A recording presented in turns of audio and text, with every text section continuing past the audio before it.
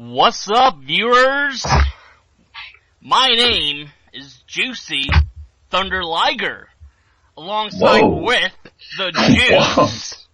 Whoa, Juicy Thunder Liger. Yeah, I know. I like it. You caught me off guard. Hey, that's what we do here. Alongside with the Juice, Juventud. What happened to him? What happened? Mexico. Well, X-Pac pooped in his bag. That's what happened. Oh, okay. Well, once X-Pac shits in your bag, your career's over. You're all done. You gotta stay down there. I would never want to go to Mexico. Nah, most people really don't survive down there. No, they don't. So, JT, before we get into our interview this week, tell us. Oh, yeah. What did you do this weekend? Not much, man. I just kind of hung around. I beat AR Fox and, nothing too important. I'm just kidding. I did wrestle AR Fox at, you did? Okay. Oh, yeah, I did. At New England Frontier Wrestling, it was their debut show in Waterbury, Connecticut, and it's the first time for a live audience, but the second time overall, Fox and I had wrestled at the CZW dojo for Beyond Wrestling, studio taping before. I'm pretty sure none of that footage has ever been released. So this was the first time the fans would be able to see us wrestle each other. And, I'm very proud to say the overall, consensus from the people was that it did not disappoint. And some actually pulled me aside and said that it was better than the two matches I had with Johnny Gargano. Wow. Which is mind blowing to think that was possible to top. But AR Fox is just like incredible with the things that he's able to do. And to be able to be in the ring with him for 20 so minutes or however long we were in there, and just to see him just switch gears and having to keep up with that and compete with that was just like, it was amazing because he's just a phenomenal athlete. He came out with like 47 championships, cause he's like the championship, and he has a championship in every country in the world pretty much. So it's a little intimidating. It's a little intimidating. I'm not gonna lie. He's like the Chilean champion, the Evolved champion, this champion, that CZW Wired champion. I'm just like, oh my God. And here I am putting my championship on the line against a guy who just collects belts. And, I was able to knock him out though. And you beat him? I did beat him. All right. I did beat him. We could put another W up on, chalk one up for the bad guys, I guess. Now, did you win his 47 championship? No, unfortunately, none of his belts were on the line. It was just a chance for him to win my championship. But I'm gonna have to like write a letter to like the Chilean promotion he works for and just say, hey man, can we wrestle for that belt? Because it's a pretty sweet little belt. And then maybe I'll be able to beat him again, and I'll be the Chilean champion. I hope I'm saying that right. I hope Chilean is the way you describe it. I wouldn't be able to tell you. I am terrible. He's got belt from Chile. That's what I'm. Yeah. Let's go with that. Yeah, but it's cool, man. It was a good turnout.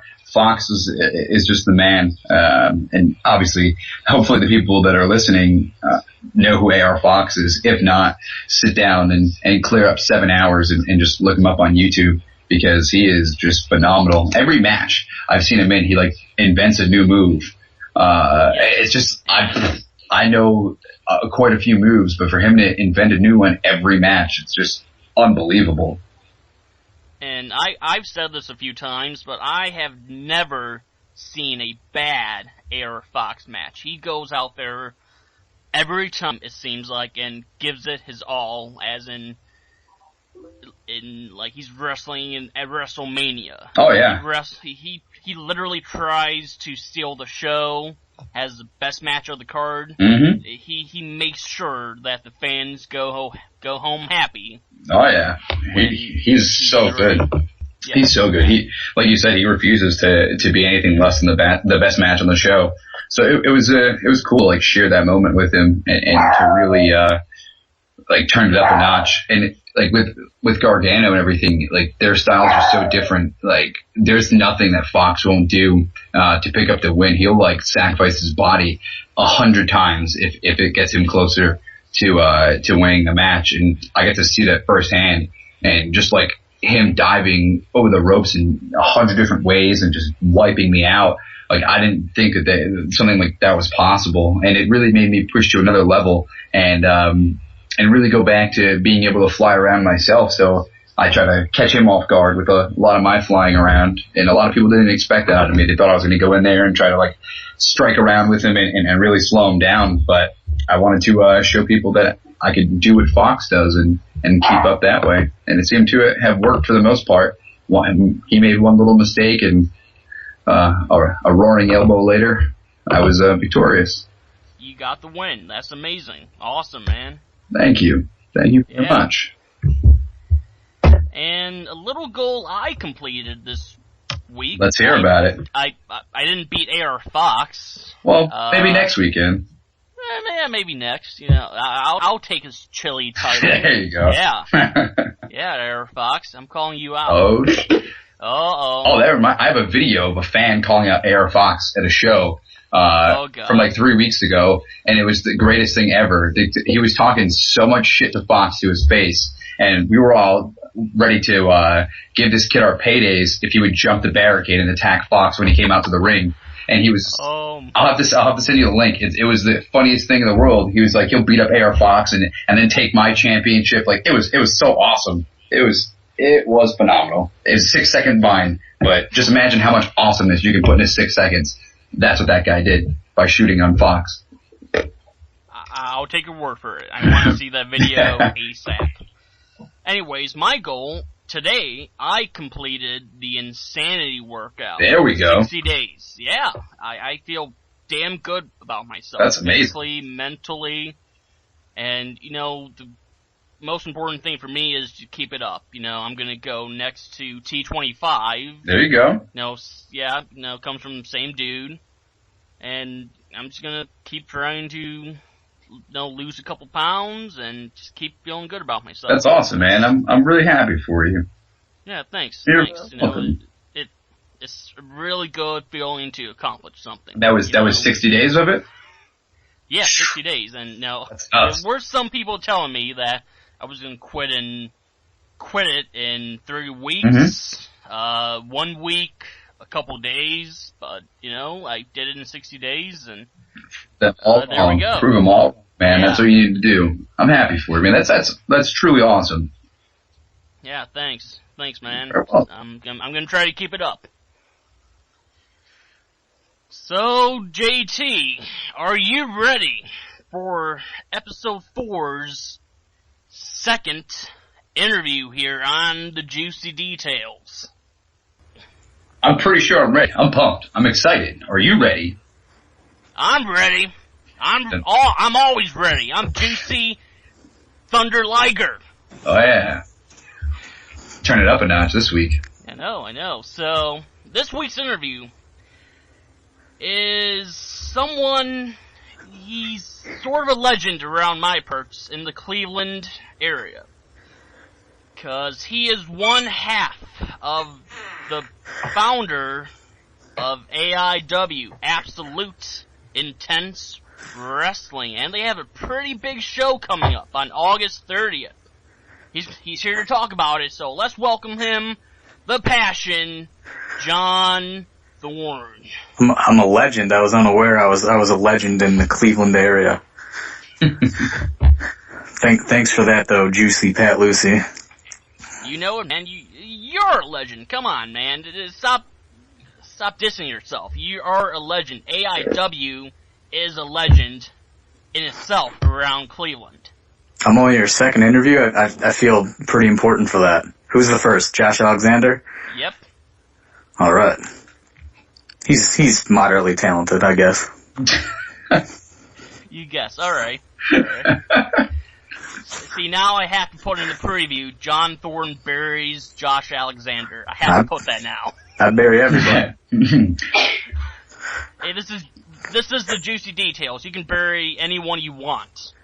Don't hold back. I wasn't sure what to expect with the name. I didn't know if like O.J. Simpson was going to interview me. Like I was thinking of weird. That'd be pretty sweet. I was thinking of weird like marketing posters for you guys for like the last 3 hours.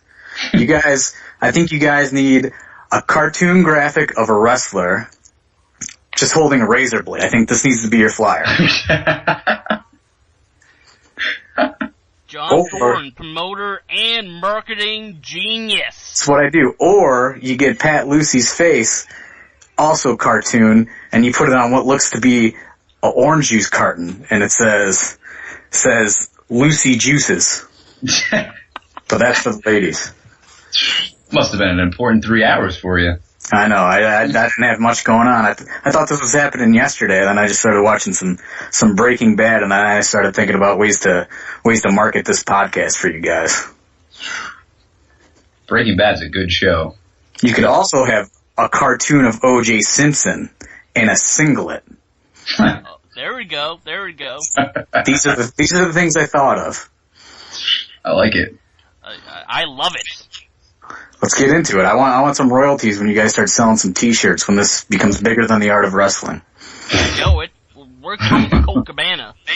Yeah, I can't wait for juicymerch.com. There you go. I have a woman on my bed right now. This is very awkward for me to do an interview. There's some juicy details for you. I believe it. Yeah. She's only 19 years old though, so I don't know. I don't know what to get into. It's legal. Yeah, well. Barely legal. Yeah.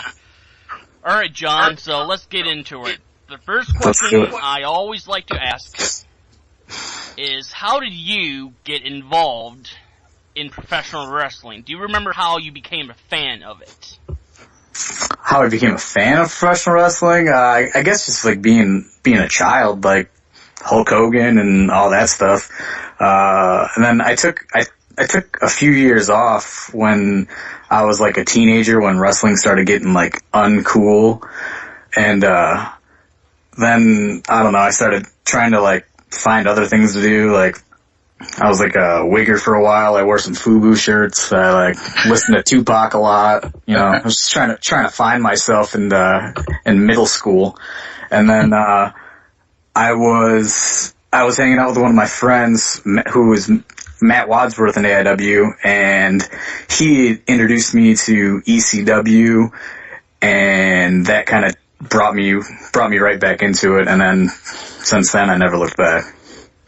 And I was about 14 then. So I watched wrestling until I was like, I don't know, like 12, and then like I took like 96 and like halfway 97 off, and then, you know, I got sucked right back in.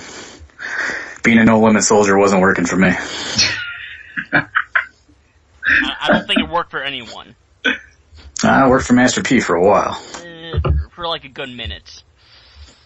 So, now you mentioned ECW. Little fun question. Who was your favorite ECW wrestler back then? Oh my god. I loved everybody, but like, I mean, Taz, Sabu, Rob Van Dam.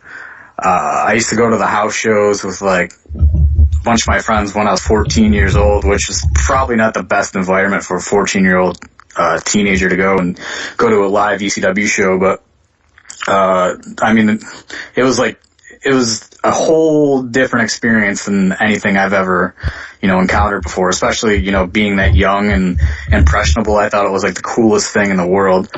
So, yeah, I don't know. I liked like the whole brand, to be perfectly honest.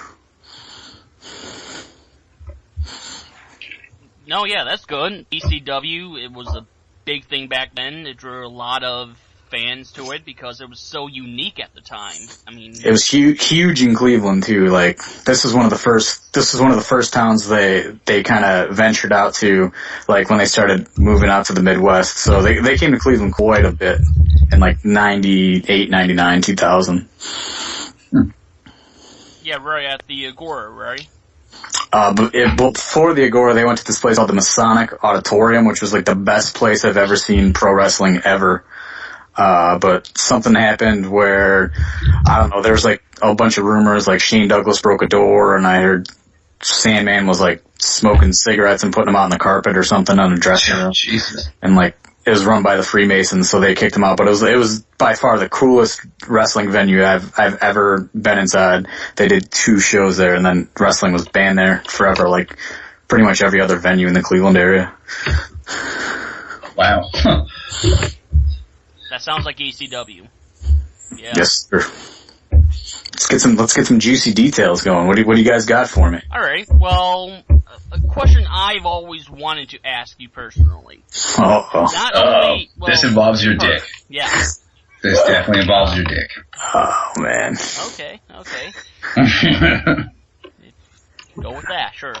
So, not only do I want to ask how did AIW originally start up, but I want to know how did you and Chandler Biggins, the other half of AIW, so to speak, how did you two first meet up and become buddy-buddy? Well, it's a weird story because Chandler wasn't involved in the first few AIW shows. AIW basically started, I've been involved with like independent wrestling since I was 15. That was when I first promoted the show, and I was with this group of guys, and we kept evolving through different, like, you know, we would start like different companies, and like, you know, we went and finally got trained. Like, it was a very unconventional way to get involved in pro wrestling. Like, promoting your first show at 15, being untrained I wouldn't recommend anybody get involved in wrestling that way, but that's how I did it. And, I just kind of stayed involved with it ever since. And, you know, I hooked up with like this other group of guys promoting shows, and like, you know, then we decided to go get formally trained, and we started a company. We started a company called Cleveland Championship Wrestling in 2003.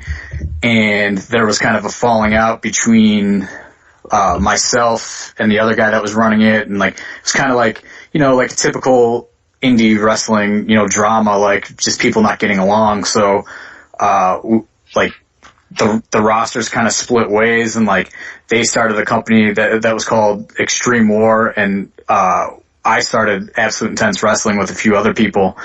And how Chandler got involved is myself and these guys, we would go to other local shows and we would heckle them and pretty much ruin any other show. Like, we would go as fans and just like be total assholes and, you know, boo and like, you know, just make scenes. And Chandler kind of would also do that, but he wasn't with us. Like, he was just kind of a guy that was also in the crowd being an asshole at these other shows. And he'd actually came to the first AIW show and was heckling it really bad because, you know, that's just what he did. And we decided to bring him on board so he wouldn't ruin the AIW shows anymore. And that's how he got his foot in the door. And, you know, we eventually, you know, we figured out we had a lot of the same interests. And as Pat probably knows better than JT knows, but AIW's gone through many, many different, like, you know, forms of ownership and different partners and stuff. I'm actually, you know, the only original founder of AIW that's still left. And when, you know, there was, you know, an opportunity for Chandler to come on board in a more official manner, he kind of, you know, stepped up to the opportunity and, you know, kind of outlasted, you know, a lot of other people that have, you know, come and gone and, you know, tried to contribute and tried to, you know, be owners and, you know, things like that. It's just something that never worked out. But, him and I kind of have, you know, the same views on things and the same, you know, vision of what we wanted AIW to be. AIW was not always good. It was actually like really terrible for several years, but, we were simply operating on a localized level. We were just trying to be better locally and not kind of looking at the big picture, which is what Chandler and I always wanted to do. But, you know, with other people involved and things like that, we were kind of held back from, you know, expanding. And, you know, finally over the last few years when it was just me and him, we were able to do that. So, I think obviously, you know, we were kind of onto something based on, I feel AIW has a lot of attention on it now, which is what our ultimate goal was. Yeah, definitely. AIW, a lot of attention now, which Leads me to my next question. In your opinion, John, when do you think AIW got its big break and got a lot more viewers, a lot more eyes on the promotion? I mean, there's a lot of different things that have come in spurts, and they've come at the wrong time. Like, you know, a big thing was when we did the Jack of All Trios tournament, which was endorsed by Chikara. However, like, that was, you know, also when our roster wasn't as strong. Like, it was, you know, half and half. You know, the guys like Johnny Gargano have always been there, but, you know, there was also guys that shouldn't have been there. But it was all based on, you know, budgeting and the fact that, you know, we didn't, you know, we're 100% fan supported. So, you know, when that money wasn't there, you know, we can only afford, you know, certain levels of talent. And as we've slowly kind of built things up and generated more money, you know, we've brought in better talent. So, you know, Jack of All Trios was a thing, you know, Colt Cabana has always gone out of his way to help us out, you know. I believe we're the only promotion that's going to be featured in both Wrestling Road Diaries documentaries. When Wrestling Road Diaries, you know, 1 was a big thing for exposure for us. You know, Bryan Danielson, versus Johnny Gargano the first time was a big thing, you know, when Bryan Danielson got released for those 3 months and we booked him his first weekend back with Chikara. That put a lot of eyes on us. But again, you know, the roster also wasn't where it was, you know, where it should have been.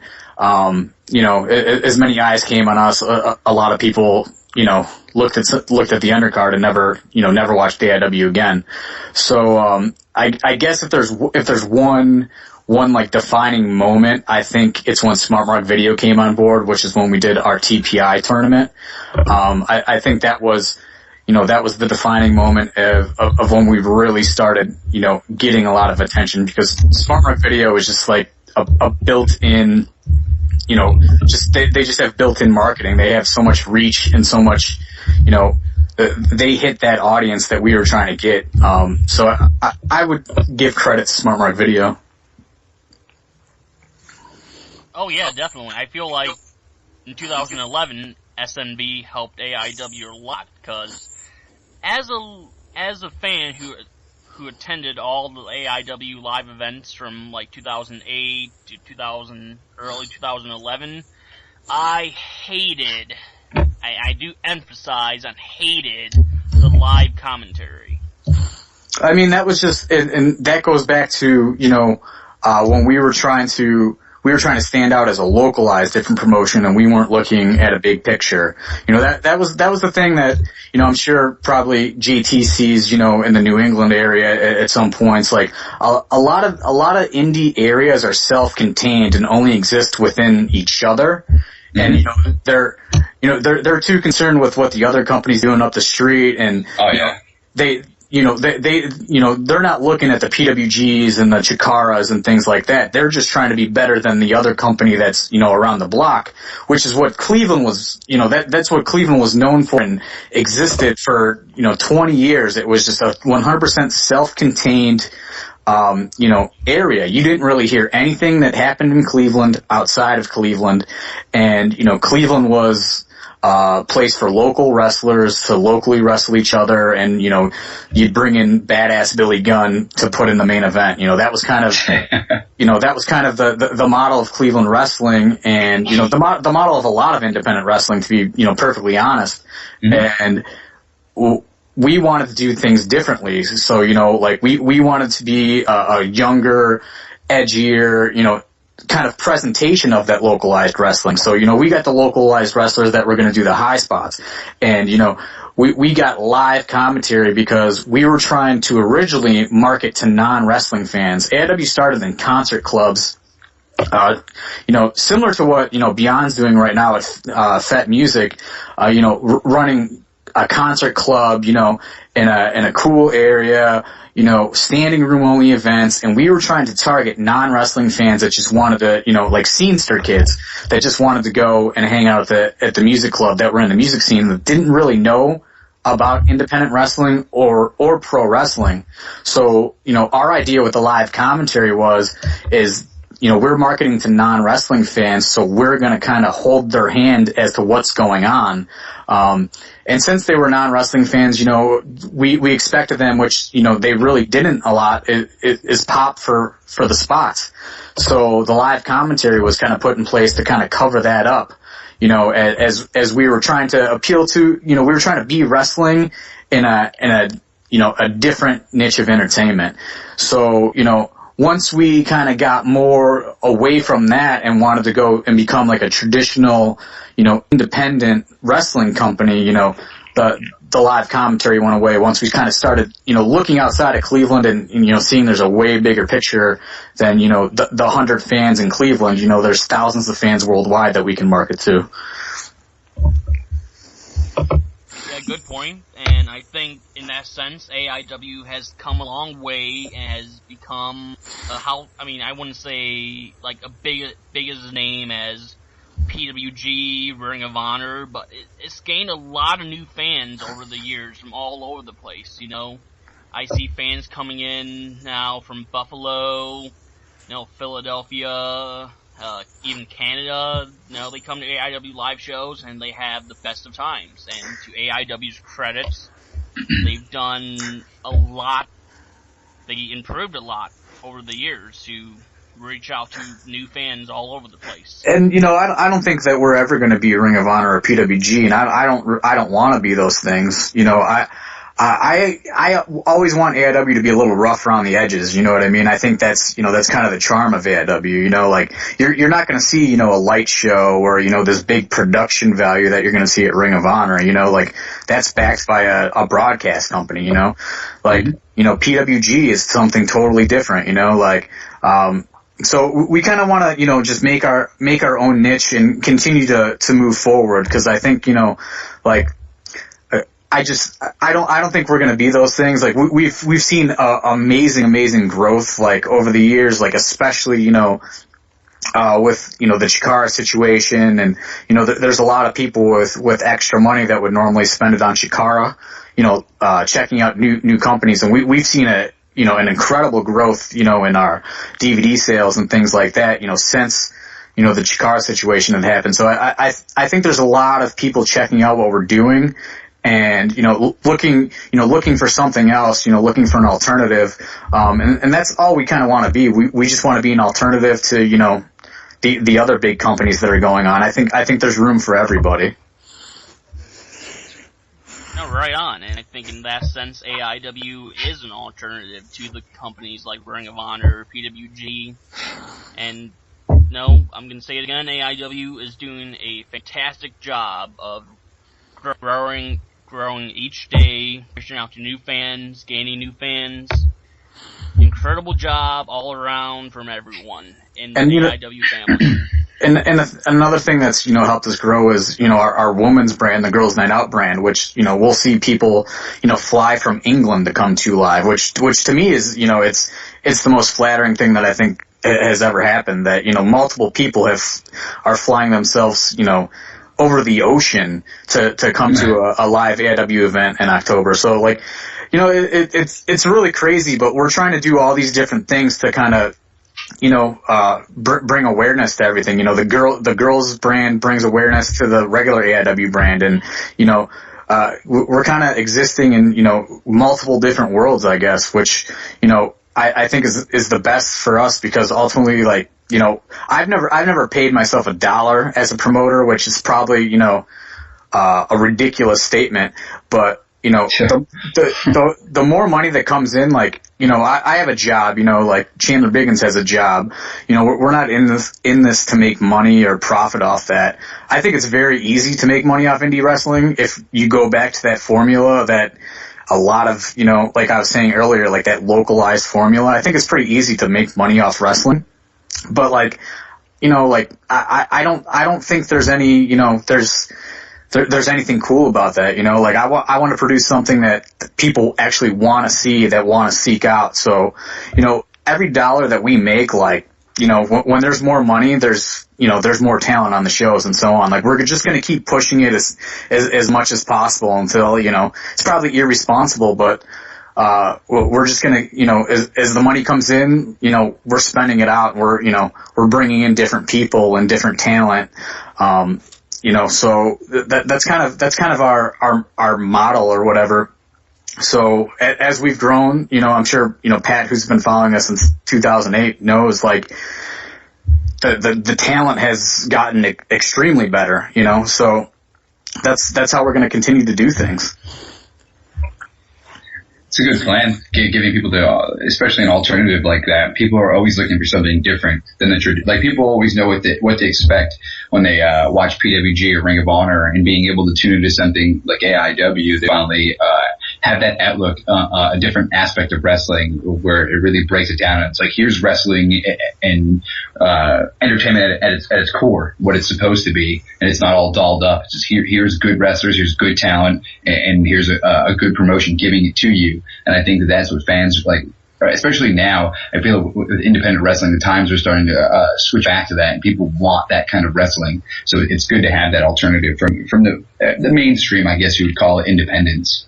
Yeah, and I think we're just trying to provide something a little different. You know what I mean? Like, I think a company like Chikara is like super story heavy. It almost like if you miss one little thing, like you're out of the loop, and like then there's a company that like PWG that really has no stories at all. It's just like awesome wrestling. Like, we're trying to find like a middle ground to where we have continuous story, but it's not too overcomplicated. But like you're also going to have those matches that are just like, just wrestling. Yeah, it's just going to be like insane, like, high spot, oh my god, wrestling. So like, we're just trying to find, like our own little niche in like this crazy oversaturated world of independent wrestling. Oversaturated is a very good way to put it. And like, I think there's companies that are trying to, you could tell the companies that are trying, and you could tell the promoters that have gotten lazy. I think AIW's trying. I think Beyond Wrestling's trying. I think PWG is definitely trying, but I don't know that there's other companies that are considered, at the top that I don't necessarily know how much they're trying anymore, as much as they feel that, they're entitled to fan support. So, I think that's also a difference that, people are starting to notice. Like, you could tell companies like AIW and Beyond are actually, in touch and know what's going on, to where, there's other companies and other promoters that, consider themselves to be at the top, that just kind of, expect you to support whatever they do because, they're working you, you're not working them, that kind of old guard mentality. But, yeah. Which I think you can't have nowadays because it's the age of information, like. Oh, very much so. Like people will Google a restaurant on Yelp before they go eat there, you know what I mean? Like, so you kind of have to cater to that internet fan base and give them everything that they want to see, because, you give somebody a flyer outside a WWE event, they're going to Google AIW, if there's a bunch of fan blogs saying like this place sucks, they're probably not going to come. So like that's one thing that we also take into consideration, like information is like so easy to obtain, especially, on the internet. So it's, it's a weird time to be trying to promote independent wrestling. Weird times indeed, yes. So, speaking of promoting, how about you give us some information about the next AIW show, which is next Friday, I believe, at Turner's Hall in Cleveland, Ohio. John, how about you run down the card a little bit? Tell us about the show. Yeah. August 30th, AIW presents Gleaming the Cube at Turner's Hall. Main event will be brand new Absolute Champion Ethan Page with Silesia Sparks, defending against the former Derek Bateman, Michael Hutter, Colin Delaney, and Eric Ryan in a four-way dance, which I think is probably one of the strongest main events we've put together. Not only from a talent aspect, but if, that's one of those matches, if you follow AIW, there's so many different stories that are overlapping in that match, and there's a lot of things that could happen. You have the first time ever Josh Prohibition versus Tim Donst, which is one that I'm, especially looking forward to, just because Josh Prohibition is one of those guys. He wrestles exclusively in AIW. He was such a large contribution to Cleveland wrestling, and then, the early days of the independents, in the, CZ, like early 2000s CZW, IW Mid-South, things like that. Josh is kind of, he's out to prove that, he can still go. Tim Donst, I think, is one of the most underrated, talents on the independents right now. So I think that's going to be a very, very interesting matchup. You have the Batiri versus Nixon, which, Ricky Champage and Bobby Beverly, I think, are very hungry to prove that, that they maybe, deserve to get some bigger bookings, outside of AIW. They're kind of known as, AIW homegrown talents. But they're very hungry guys to prove, that they belong and they can hang with a team like the Batiri. We have the 6-pack ladder match for BJ Whitmer's, vacated Intense Division title, which, I think is probably could be a main event anywhere in the country with the guys involved: Josh Alexander, Flip Kendrick, Lewis Linden, Andrew Everett, Marion Fontaine. It's going to be Dog 20. I think there's so many combustible elements in that match.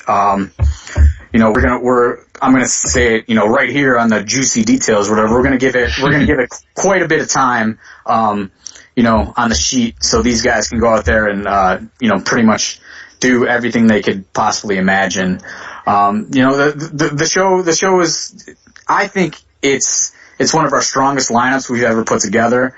And I think that says a lot about the AIW roster, considering, guys like Gargano, ACH, Michael Elgin are all booked to do Bola the same night in California for PWG. We're still able to put together a full lineup of amazing matches. So I'm very excited for next Friday. I hope that we're not overshadowed, as far as people following what's going on by Bola. I think one of our benefits is, PWG does not do pay-per-view. So, I'm very much looking forward to it. I think it's going to be a strong show. And, that's pretty much all I can say about that. If you're around the area within driving distance, come check it out. I don't think you'll be disappointed. It is a strong show, definitely. I really wish I could be there, except I'm gonna be in LA for Bola.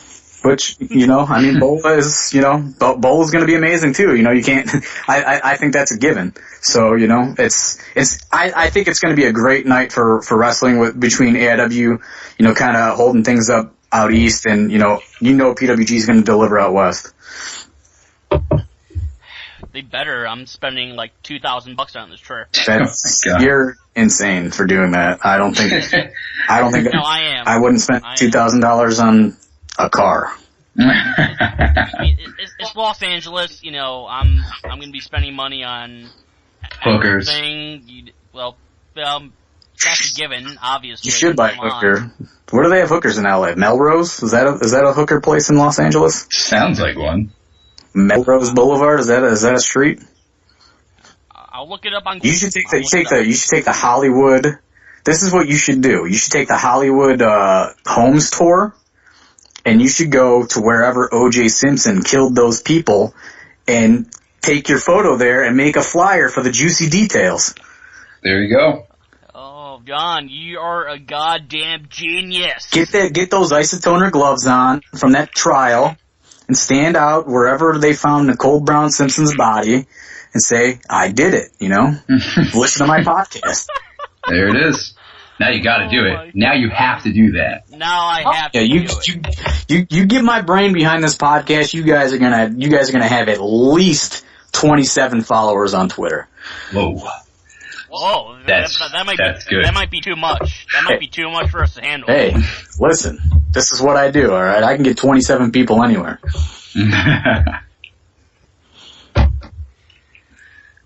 What else you got? I believe you. What else you got for me? What do you want to know? Well, okay, here's a little juicy question for you. Oh. I hope you're ready to answer this, alright? Maybe not. We'll see. Well, alright. In your opinion, John, what is the worst match to have ever taken place in AIW? Oh, man. Uh-oh. There's quite a few. The worst. What's the first one that comes to the top of your head? The worst match that ever happened in AIW. Man, there's this show that was never released, and it was just full of the worst matches ever. I'm gonna have to say the worst match ever in AIW, which was never ever released, was Chandler Biggins versus Jimmy the Puck in a 100 kendo stick shot match that took place in Michigan, in front of a roaring crowd of 17 people. Which it was a bought show in which the people that bought the show did not sell any tickets. So it was a mess. So we kind of did not take it very seriously, but I'm going to say that may be the worst match to ever happen in AIW history. Maybe, if you're lucky, Chandler Biggins will dig into the vault and dig that one out for you one day. I hope so, because then you'll probably get some YouTube hits. But man, there are any number of terrible matches from the years 2005 to there's probably some real bad ones and all the way up to 2010, 2011. Yeah, how about something recent? The recent one you can remember the most. I don't even know. Don't hold back. Come on, you have to have something for us. Juicy details. The worst match in recent history. I don't know. I mean, things haven't been super terrible recently. I don't know, man. Nothing sticking out. What do you think the worst match is in recent history? You would probably know better than I do. Cause I'll be honest with you, I hate 99% of AIW shows, even the good ones I hate, because I feel that they could be better. But see, I look at it in a much different, manner than the casual fan would. So, I don't know. You would probably know something better than me. Well, okay, fine. Here's a different question then. What do you think was an AIW show, a recent show that was maybe good, but could have been 10 times better? Point Break. I hated Point Break. I wanted to set those discs on fire and destroy the tapes. I mean, it was a good show. It got good reviews, but to me, it was just a mess. I don't know. It just came off like a mess. There was, a few things that needed to be rebooked, and it just didn't flow for me. And you can ask anybody that talks to me. I absolutely despise that show. I haven't watched it since the first time, we viewed it. But, other than that, I'm fairly happy with everything recently. I don't like a lot of things on the shows, but I would not say that they're bad either. Even Point Break was probably good for some reason though. I just hated that show. I wasn't into it. I mean, I thought Point Break pretty good, as a live event. See, I mean, that's what I'm saying. But to me, watching it back, I felt like so many things looked so much better on paper and didn't deliver to my expectations. Alright, one last juicy question, and it's gonna be more of a positive question, alright? A little more positive. Alright. So, over the years, there's been a lot of AIW roster members that have gone and come and gone, whatever. So, I'm gonna ask you, if you could pick one guy who is not a part of the AIW roster anymore, pick one who you could bring back as a full-time member. Jimmy Olsen. I love Jimmy Olsen so much. Now, what do you... That was quick. Will you book him with Cullen again, or will you book him as a singles hitter? I mean, who knows? I will say, I will let you guys in on a little spoiler, is he was supposed to be a part of the Dream Partner tag match that took place day 2 of Jail-It, but he did not show up. So that's why the M-Dog stepped in and took that spot. He was flirting with the idea of coming back just for one more, and then, I guess he got cold feet, because he's been out of the business for so long, and he was actually, moving moving elsewhere. He was just trying to come and, hang out and do one more, but it didn't pan out. But I love Jimmy Olsen. I think he is probably one of, the best in-ring talents, that ever were out there. He was just, everything he did was on, and he was, he's very knowledgeable. So if I had to pick one guy, I would probably go with Jimmy Olsen. And for girls, Sarah Del Rey. I want Sarah Del Rey back on every girls show ever. We all do. We all do. We all do. That's it, though. I mean, that's all you guys got? I have a question for you. Let's do it. Who do you think that AIW has helped the most? Like, what wrestler joined your roster and you feel AIW gave them a platform to shine and has sent them, above and beyond on the independent level? ACH. I think that those Iron Man matches with AR Fox really brought ACH kind of, put eyes on ACH, and, he ran with it, and, he's a hustler, but I think we put ACH in a lot of situations to help him out. But there's plenty of other guys. Like, we're always trying to elevate everybody that comes in, and kind of, as they get elevated, that move them, kind of send them out into the world and, let them, cause if they get in these other companies, that's just, bringing more eyes on AIW, back at AIW. And also Allison Kay, I think, Allison Kay was a fluke accident. She was just kind of this girl, and she kind of, took the ball and ran with it and, exploded. And I feel is probably one of the top girls, on the independents right now, as far as, kind of notoriety and, who has a lot of buzz, and, she's become such like a noteworthy name. And, that's what we're trying to do with people like, Silesia Sparks and Josh Alexander and Ethan Page now, and all these other people is, we're trying to elevate them, and, Josh Alexander is, moving in, taking bigger bookings, and Ethan Page is, and, Silesia Sparks, got Ring of Honor, based on AIW, because people that were doing Ring of Honor met her at AIW and, invited her, to come and try out in Toronto. And, she got a job from that. So, we're always trying to, elevate different people and, help people out, because, if we help them out, it's gonna help us out. People are gonna, dig in and do more research, and,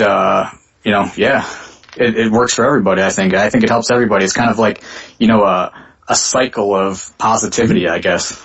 Yeah. And that's one of the things that's really good. Like, it's healthy for professional wrestling for people to have those aspects, as opposed to worrying about themselves. And you don't really come across many people who are like, oh, do well on our show and we'll make sure that like everybody sees you for other shows. A lot of guys get very, very territorial. I would say especially in my area in New England. If somebody was like ACH was to come by and start doing well, they'd be opposed to sending him somewhere else, just because they'd be afraid of either losing him or him doing better elsewhere. And I think the positive of me, not being an active wrestler, but also not, really caring about my own personal career when I was a wrestler. I think that's a big mistake as far as independent wrestling goes, is a lot of times the promoter is also the wrestler. Mm-hmm. So the promoter wants to push himself because the promoter wants to play, he wants to be superstar to whoever, his real life, his work, whatever. So I think that's very detrimental to independent wrestling, to where I really didn't care about my career. I simply was a wrestler because I felt that it would make me a better promoter, because I don't think that, anyone that's ever coached baseball has never played baseball before. Mm-hmm. So that's kind of my view is like, I wanted to do it so I can learn how to be a better promoter, as opposed to doing it to try to make myself like this, pseudo mini celebrity in front of 100 people. It's very interesting. So your dynamic going into being a wrestler was to eventually become what you are now, or was it it wasn't like a plan B or anything? Like, you always had the idea that you wanted to run something and learn from in the ring to outside of it? The way I got involved in wrestling is I promoted a show. I promoted a show when I was 15 years old. I figured out how to run a wrestling ring, how to run a venue, and I promoted a show, like an actual show where people bought tickets. We were 100% untrained, but, you know, it was just me and my friends. Yeah. So, like, I always just wanted to be a promoter. I always wanted to, you know, control my own destiny, pretty much. You know what I mean? Like, I feel that's a better creative outlet for me than performance. So I've always wanted to be a promoter before being a wrestler. That's awesome. It's awesome to hear like the inside of that, because most people are, like you said, are very focused on being in charge, but also being the star. Right. Modest people, the ones who step back and allow others to spotlight, they're able to create for them. And I mean, that's stealing it. And, you know, that's why, like, in early AIW, when we were, like, hurting for money and things like that, I started doing death matches because I knew that I wouldn't have to pay myself, and people wanted to see death matches. Mm-hmm. So, like, I just did death matches to kind of bring attention on the AIW live events.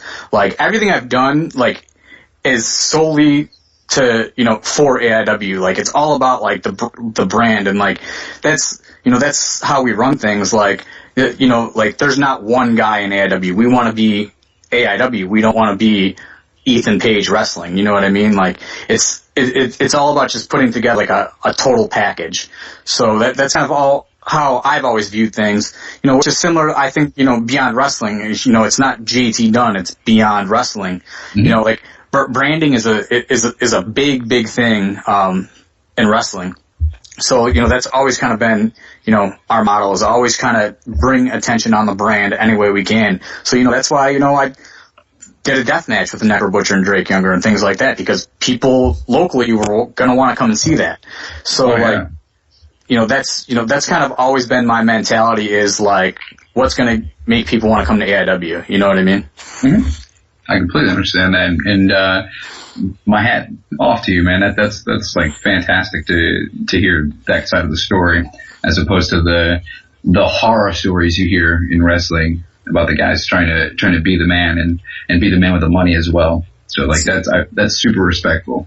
See, don't believe everything you read about me on the internet. I'm not that bad of a guy. I hate the internet. We all do. And it's actually kind of funny, John. Necro versus Drake Younger, that's what literally drew me to AIW at my first show, Hell on Earth 4. Yeah, I mean, you know, that's why, you know, we started doing things like that. You know, it's here's the thing about AIW. Even if you look back at the old shows that were bad, like, there was a reason behind things that were going on at the time, to where if we watched them now, it would make sense to be like, oh, that was stupid. But, like, there was some kind of reason for whatever was going on, whether it was, you know, trying to outdo another local company or trying to get you know, more attention. Like, there's always a method to our madness, but, you know, the problem is, it's like, a lot of the times, you know, whatever our method is at the time doesn't have much of a shelf life. So, you know, you can go back and look at it now and be like, that was so stupid. But at the time, whatever we were doing was probably the best possible thing that we could put together. So, you know, I kind of, you know, have like a mental struggle with those old shows. Like, they mean a lot, but I also hate them from looking at it from where AIW is at now. But at the time, they were probably the best that we could possibly do, and there was a reason for it all. Right on. And, you know, we keep going back. AIW has evolved so much from when it started.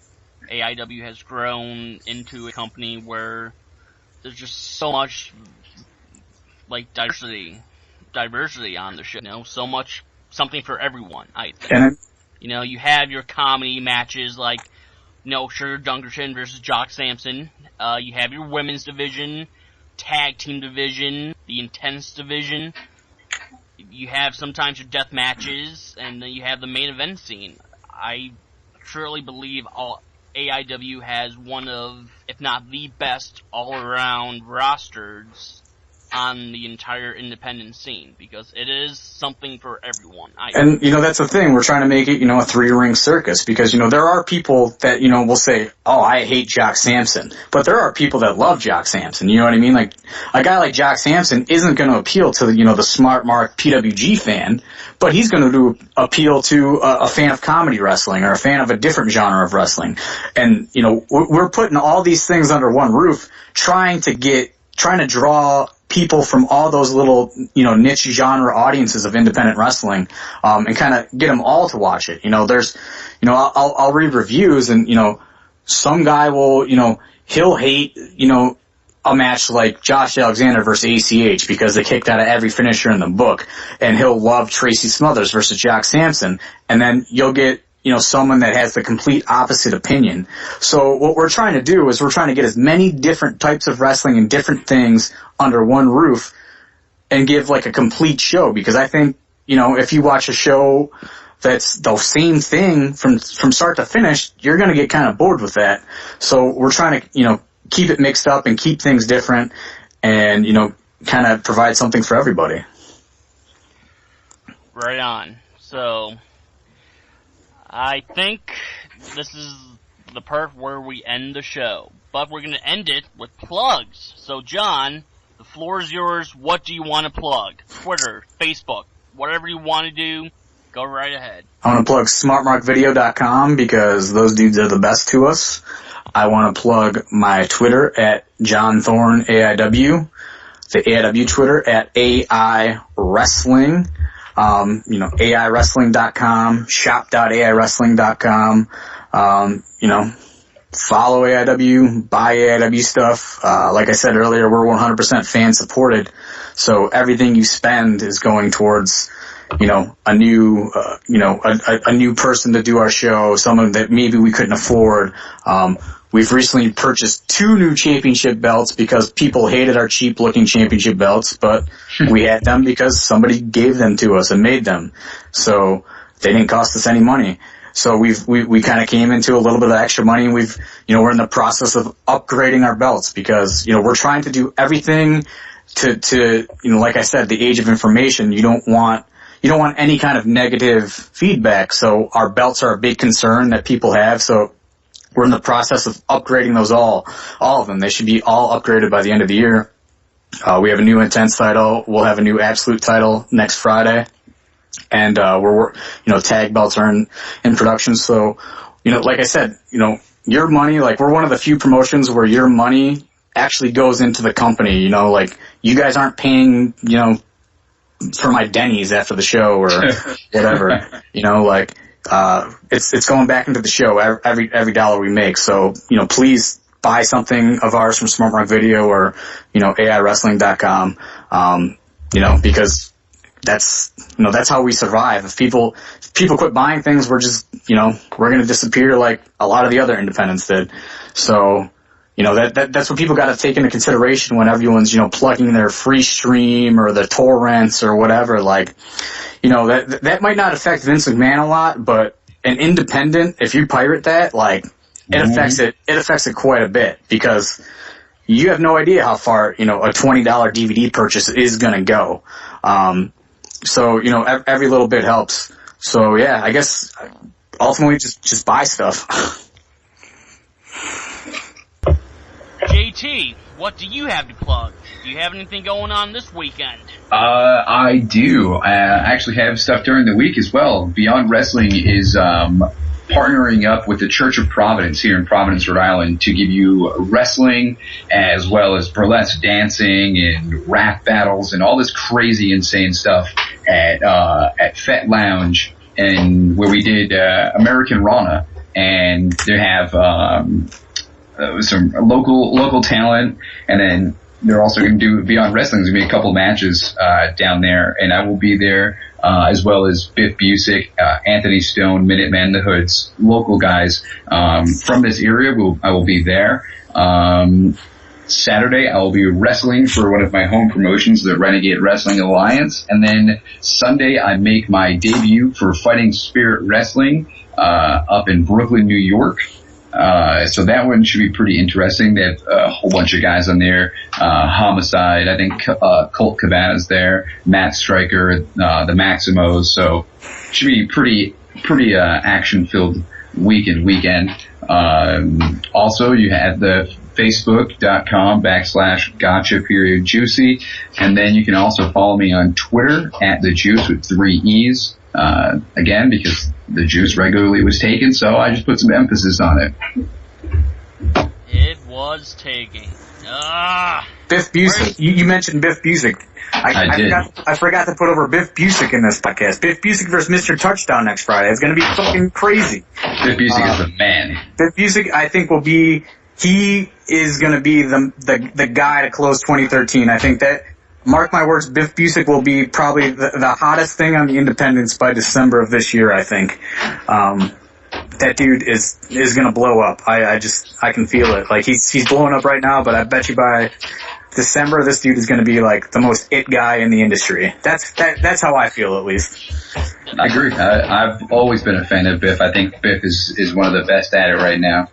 And I will say Biff is confirmed for all the remaining AIW dates of 2013 . So fantastic. Very excited about that. That's amazing. I love Biff too. I believe the hype. Believe it. Biff rules, like that shirt says. Hell yeah. Oh, I gotta get me one of those.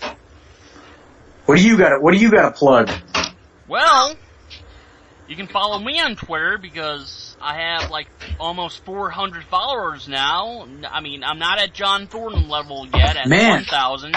So you gotta do some questionable things with female professional wrestlers, and you'll get a blog written about you, and then you'll fucking get so many followers, dude. Trust me. Oh, okay. That's how I did it. I went from like 500 followers to like 1,020 something right now. It was crazy. All these people did that were trying to bury me was promote me. It's amazing. Controversy equals cash, like Eric Bischoff says. Hell yeah. So do that, Lucey. Maybe, you can hook up with like, hey, if I get that O.J. Simpson Jennifer picture, Blair, we could hook you up with like Thunder Kitty or Trash Cassidy or something. Maybe you can get a wild romance going with a female professional wrestler, and this is going to be another thing that will market your podcast.